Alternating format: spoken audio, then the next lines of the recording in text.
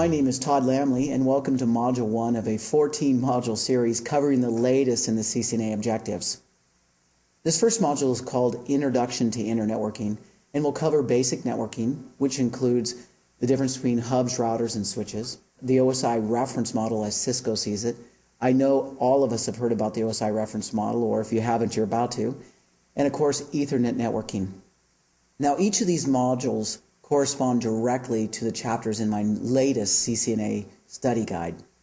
I recommend highly that you use the CyBack CCNA study guide with these modules, but it's not a requirement. You can use any CCNA study guide to go along with these modules, as this is just a technical discussion of the CCNA objectives.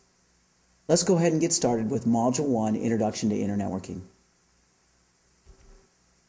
The basic network is comprised of at least two or more hosts connected together, typically using some type of segmentation device, but this is not a segmentation device. This is a hub. This is an icon for a hub which just connects network segments together. If this is Bob and this is Sally, how will they communicate? If you've read my Chapter 1 or will read my Chapter 1, you'll see that I use the Bob and Sally analogy and how they communicate. The first thing that has to happen is name resolution. For example, if Bob types from his command prompt, Telnet Sally, the first thing that has to happen is name resolution. Now, this is going to occur by either DNS, that's the typical way that happens today, or through what's called a host table that's built on each host, so that's not going to happen too often today. Now, Bob now has Sally's IP address, or what we're going to call a logical address, because when I say IP address, throughout this course, we're going to mean IP version 4, until we get to Section 13 or Module 13, where we talk about IP version 6. Don't get stressed out, it's not that hard, but let's stick with IP version 4 for a long time, for the next 12 modules.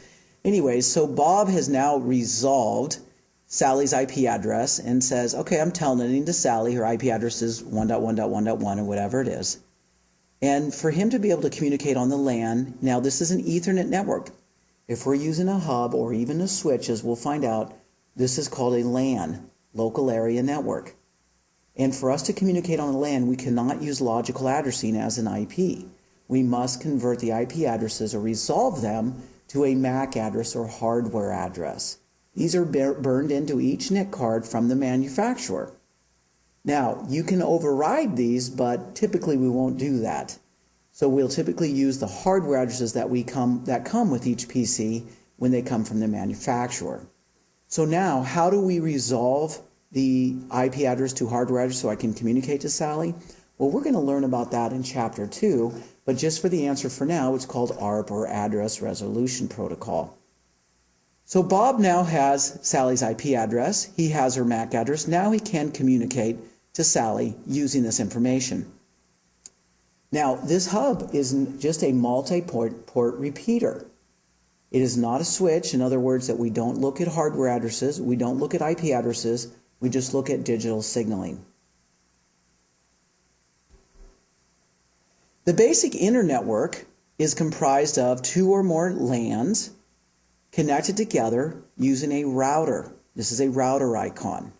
The router is what uses logical addresses, and we must understand the different logical addresses, and this is how we perform routing.